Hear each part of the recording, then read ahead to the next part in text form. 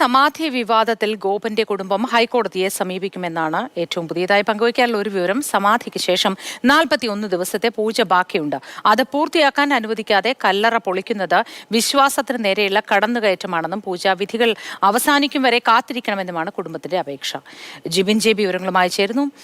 Jibin, good morning. ഇത് കല്ലറയല്ല, സമാധി മണ്ഡപമാണ്, മന്ദിരമാണ് എന്നാണ് തുടക്കം മുതൽ എല്ലാവരും പറയുന്നത്. മാത്രമല്ല, ഇതിപ്പോൾ കല്ലറ പൊളിക്കാനുള്ള നീക്കത്തിനെതിരെ കുടുംബം ഹൈക്കോടതിയെ സമീപിക്കുകയും ചെയ്തിരിക്കുന്നല്ലോ. വിശദാംശങ്ങൾ എന്തൊക്കെയാണ്?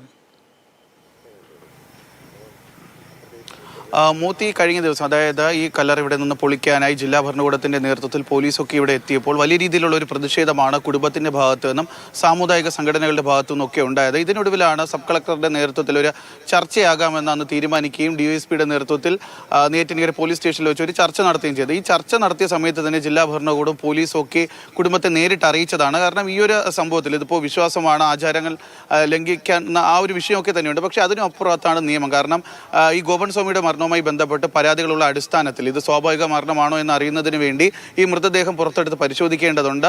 അതുകൊണ്ട് തന്നെ ഈ ഒരു നടപടികളുമായിട്ട് ജില്ലാ ഭരണകൂടം കളക്ടർ ഇറക്കിയിരിക്കുന്ന ഉത്തരവ് പൂർത്തിയാക്കുന്നതിനുള്ള നടപടികളുമായി മുന്നോട്ട് പോകുമെന്ന് അന്ന് തന്നെ കുടുംബത്തെ അറിയിച്ചതാണ്. പക്ഷേ അന്ന് പറഞ്ഞൊരു കാര്യമുണ്ട്, ഈ കുടുംബത്തെ നേരിട്ട് ഒരു കത്ത് നൽകി അറിയിക്കും എന്നാണ് ഇത്തരത്തിൽ ഈ സമാധി പൊളിച്ച് മൃതദേഹം പുറത്തെടുത്ത് പോസ്റ്റ്മോർട്ടം ചെയ്യുന്നത് ഉൾപ്പെടെയുള്ള കാര്യങ്ങൾ അറിയിച്ചുകൊണ്ട് കുടുംബത്തിന് വിശദമായ ഒരു കത്ത് നൽകുമെന്ന് അറിയിച്ചിരുന്നു.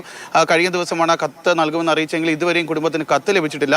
ഈ കത്ത് ലഭിക്കുന്ന കത്ത് ലഭിക്കുന്നതിനനുസരിച്ചായിരിക്കും കുടുംബം ഇനി ഹൈക്കോടതിയെ സമീപിക്കുന്നത്. എന്തായാലും ഇന്ന് രാവിലെയോടുകൂടി തന്നെ ഈ കത്ത് കുടുംബത്തിന് ലഭിക്കുമെന്നാണ് അറിയുന്നത്. അങ്ങനെ ലഭിച്ചു കഴിഞ്ഞാൽ ഏകദേശം ഒരു 11 മണിയോടുകൂടി തന്നെ 11:30 മണിയോടുകൂടി തന്നെ ഹൈക്കോടതിയെ കുടുംബം സമീപിക്കുമെന്നാണ് ഇപ്പോൾ ഇവരുടെ അഭിഭാഷകൻ, ഗോപൻ സ്വാമിയുടെ കുടുംബത്തിന്റെ അഭിഭാഷകനായിട്ടുള്ള രഞ്ജിത്ത് നമ്മളോട് പറഞ്ഞിട്ടുള്ളത്. കാരണം ഇവർ പറയുന്നത് അനുസരിച്ചാണെന്നുണ്ടെങ്കിൽ ഗോപൻ സ്വാമി ഈ വ്യാഴാഴ്ച ദിവസം 11 മണിയോടുകൂടിയാണ് സമാധിയാകുന്നത്. അപ്പോൾ ഒരു സമാധി ഉണ്ടായിക്കഴിഞ്ഞാൽ അവിടെ പ്രത്യേക പൂജകളും കാര്യങ്ങളൊക്കെ തന്നെയുണ്ട്. അതുകൊണ്ട് 41 ദിവസം ഇതിൻ്റെ ആചാര അനുഷ്ഠാനങ്ങൾ പാലിക്കേണ്ടതുണ്ട്. അതുകൊണ്ട് ആ ദിവസങ്ങളിൽ ഇത്തരത്തിൽ മൃതദേഹം പുറത്തെടുത്ത് പരിശോധിച്ച് കഴിഞ്ഞാൽ, പോസ്റ്റ്മോർട്ടം ചെയ്തു കഴിഞ്ഞാൽ അത് ആചാരങ്ങളുടെ ലംഘനമാകും, അത് മതവികാരത്തെ വ്രണപ്പെടുത്തും.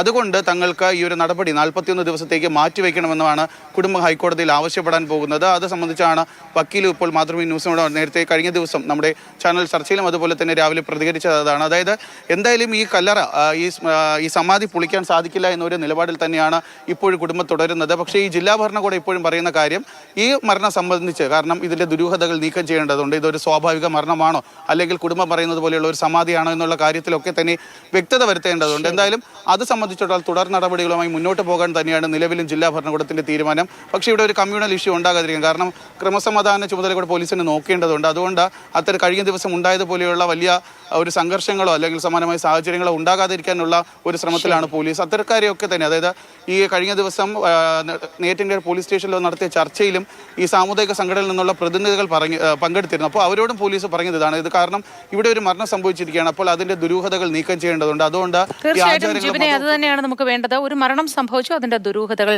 നീക്കുക എന്നതാണ്. എങ്ങനെയാണ് മരണം സംഭവിച്ചത്, എപ്പോഴാണ് തുടങ്ങിയ കാര്യങ്ങളിൽ ഒരു വ്യക്തതയിലേക്ക് എത്താൻ വേണ്ടിയാണ് ചില സാങ്കേതിക കാരണങ്ങളാൽ നമുക്കിതൊക്കെ ചെയ്യേണ്ടതായി വരിക.